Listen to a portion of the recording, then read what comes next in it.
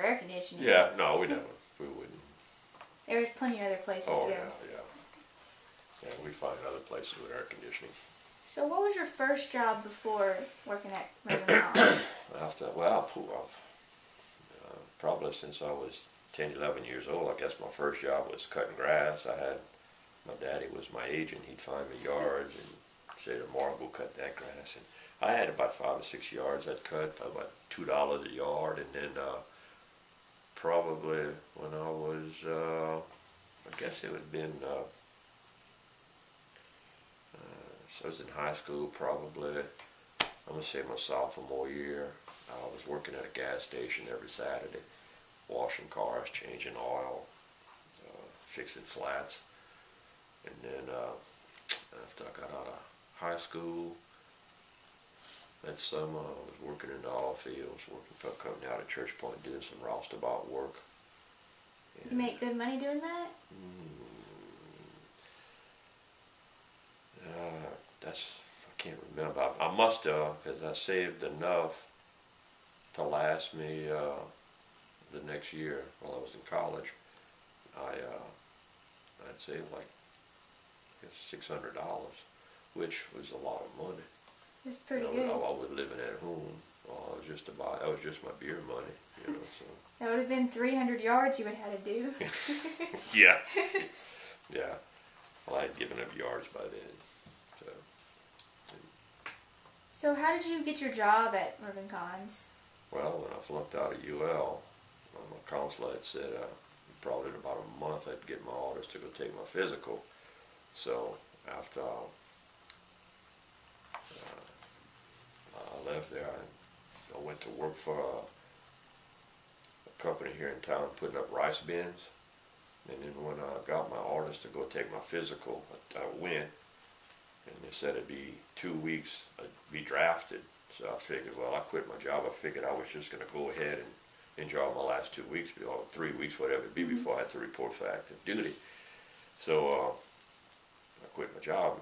And the day I got my draft notice, a friend of mine and a couple of friends got their draft notice, and they talked me into getting and joining the Army Reserves. So I joined the Army Reserves, but then I wasn't going to be leaving until, and this was like in early August of '66, and we wasn't going to be leaving until January of '67 or later. We didn't know, so I had to find me a job. So my sister had worked at a... Whoops. Let me flip the tape real quick. Okay. My sister had worked there for quite a few years, so she suggested I'll go, and I went, and I got the job. So that worked out. Yeah, it worked out good. Yeah. So I didn't ask you, how many siblings do you have? Just one. I had just one sister. Yeah. Her and both of my parents are dead, and as well as her.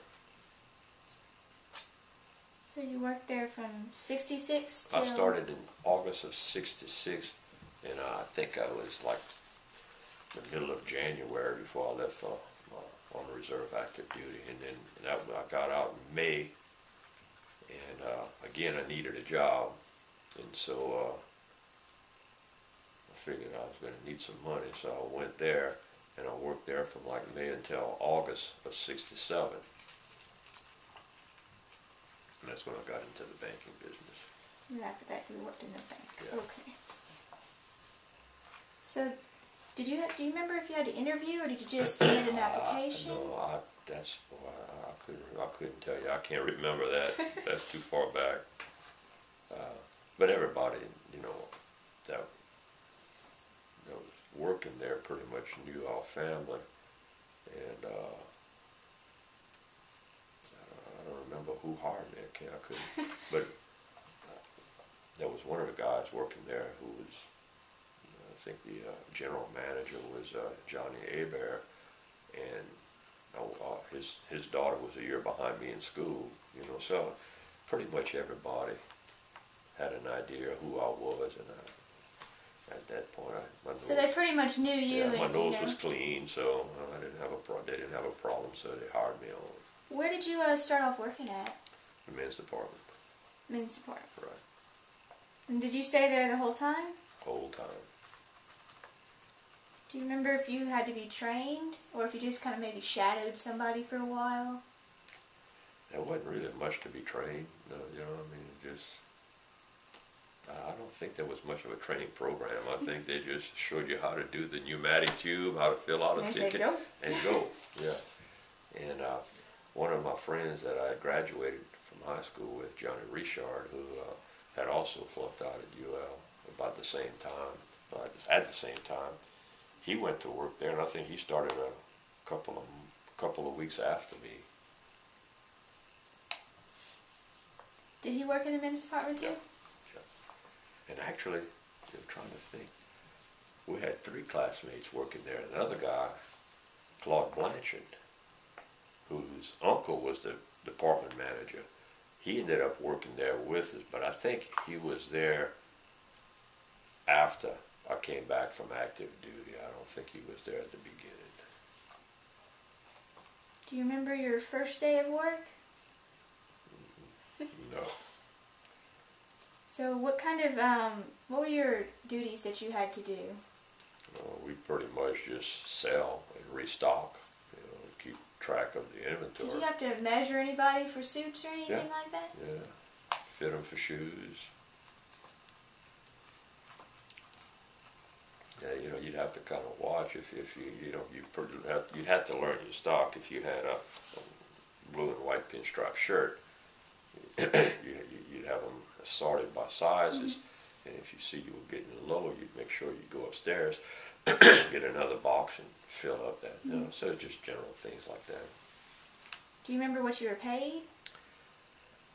Not very much. That was, I think at the time it was $1.20 an hour, maybe $1.15 an hour, and it came out to about maybe $100, $120 a month. We had to punch in, and they really were pretty strict with that. So they were very strict on like the time you were supposed to be there. Yeah, and keeping track of your time, and I don't recall how it was. We never made 40 hours. It's kind of like Walmart, you know. Walmart, they'll keep you under a certain amount so you don't have to pay benefits and you don't have to pay overtime. Well, that's how it was. And when we'd go to check in, everybody checked in at one time, and we'd let the women go first. And if there was a lady, I mean, that's the way I was always raised, you know, the women go first, and you punch in your clock after them, and then same thing in the afternoon. There was a mad rush. So you'd punch in, and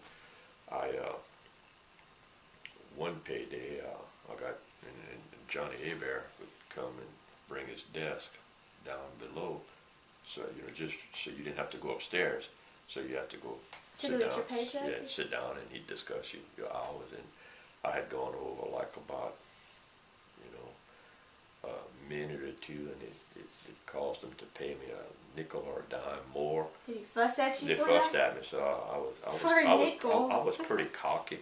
You know, I was 19 years old, and I reached in my pocket and I grabbed a dime or whatever it was. I think it was a nickel they had to pay me over. I grabbed a dime. I said, "That's for the nickel, and the other nickel's for your trouble." What did he say to that? That was some. That was not. He was pretty upset with me, but I was kind of upset too. You know, I mean, I didn't. Well, I can understand. I'd just be like, it's a nickel. Yeah, it's a nickel. It's just I'd give him the nickel too. Yeah. So, but that was how it was back then. So, did you ever have to worry about losing your job or anything? I didn't really care.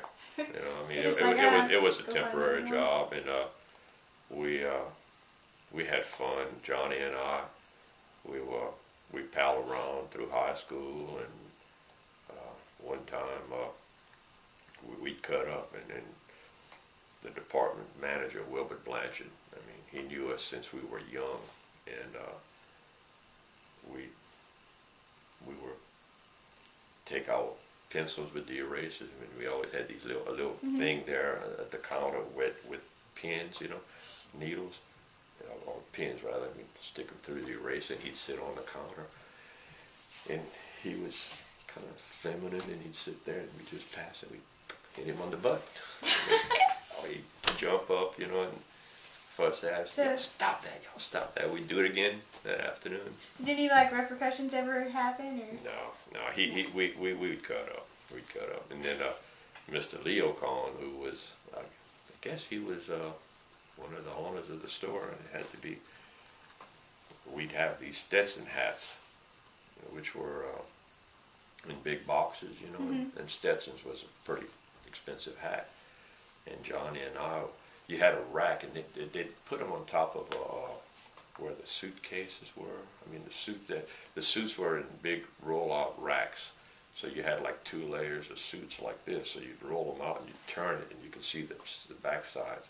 But on top of that, there was like probably about the height of that door frame, and you had maybe a 3-foot taller ceiling, you know, so you could stack about 6 or 7 hat boxes, and you had this little rack that you put one on, and you could place it on top, you see.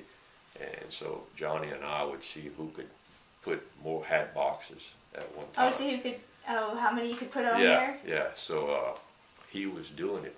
He had about 6 or 7 hat boxes, and Mr. Leo Cohen was passing, and he had like a watch or one of those little pocket watches. I feel like this is probably going to end badly. Yeah. Well, and he would wind it so, and I didn't see him. But Johnny was putting it very carefully. When I hit him on the side like that, well, he jumped and started laughing, and all the hat boxes fell down and hats all over the place. And I looked, and there was Mr. Leo Cohen. Oh man! And I was waiting for us. I was just ready to start walking out the door, and he just turned around. He walked away. He didn't say anything? Didn't say anything. We picked up the hat boxes, put them back one at a time, and we just waited for that afternoon to get our paycheck, and didn't say anything. Oh, good. So were they very strict about anything other than time, or? No, not really. Not that I can remember. I guess so long as you did your job. Yeah, we had a coffee break, and we'd do that every afternoon. But I don't remember other than the time it being a bad place to work.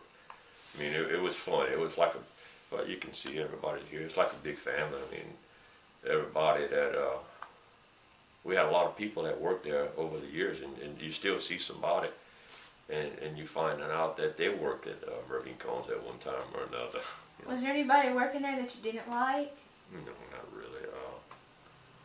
Not really. Did y'all have sick leave? I didn't work there long enough to know that. To get sick. Yeah, and you know, at 19 years old, you don't worry about that. Did you have an employee discount? Yeah, we did, and I don't remember how much it was. I think you might have bought it at cost plus 10. I know I bought my first stereo. It was I think maybe my first radio. It was a portable turntable. It was in a plastic case, and it was like a suitcase. And it was. I've seen those before.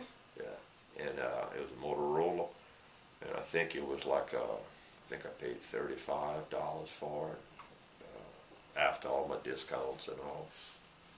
And so, but yeah, you'd get I think it was cost plus 10. That's pretty good. Yeah. I mean, I might be wrong. I know you did get, that was one of the benefits. So we had nice clothes.